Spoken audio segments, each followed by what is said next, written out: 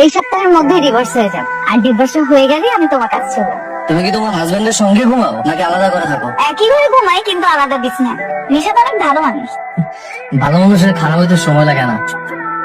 যদি হাজবেন্ডের সাথে কোনো উল্টাপাল্টা কিছু হয় আমি কিন্তু তোমাকে অ্যাকসেপ্ট করবো না, কথা মনে রাখবা। আরে না না, কিছু বলো না তুমি।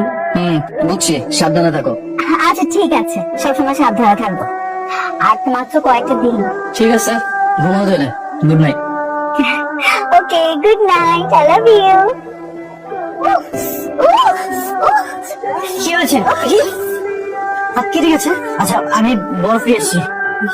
এখানে বসো, আমি বরফ দিয়ে দিচ্ছি। দেখিস তোমার তো অনেকখানি কেটে গেছে। আচ্ছা, তুমি বরফ দাও, আমি আসছি।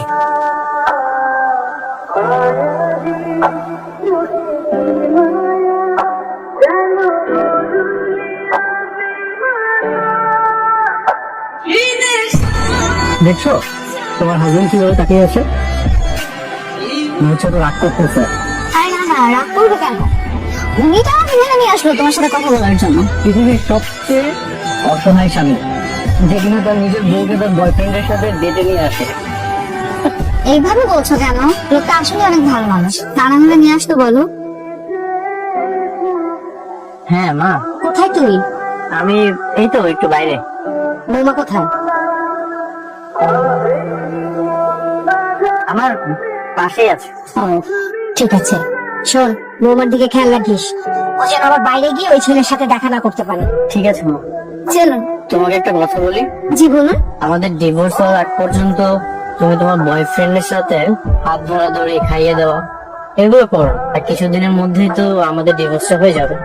এই তো 2 দিন বা 3 দিন, এগুলো না করলে খুশি হব। আপনি কি জেলাস? আপনার হিংসা হচ্ছে তাই না?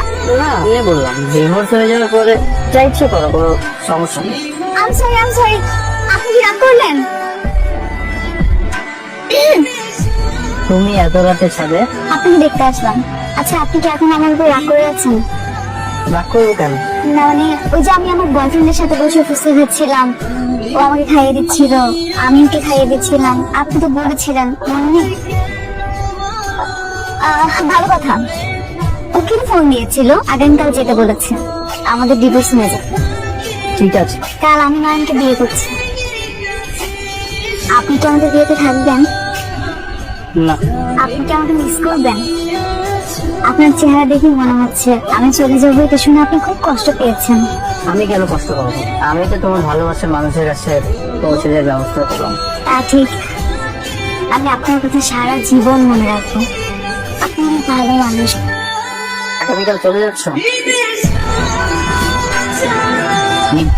সাইন করো।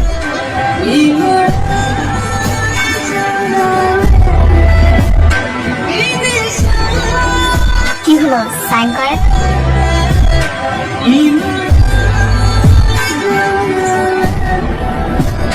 তুমি সবসময় ভালো থেকো। যদি কখনো কোনো প্রয়োজন হয় আমাকে জানিও। তোমার সামান্য উপকার করতে পারলে আমার খুব ভালো লাগবে।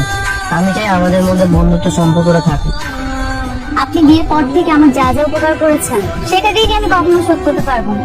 তারপরে আবার উপকার করতে চান? শোধ করতে হবে না, বিচ্ছেদ হয়ে গেলেও আমি তো বললাম আমি চাই আমাদের মধ্যে বন্ধুত্ব সম্পর্কটা থাকুক। আচ্ছা আসি, আমি এখান থেকে সরাসরি কাজে অফিসে যাবো, ওকে বিয়ে করবে।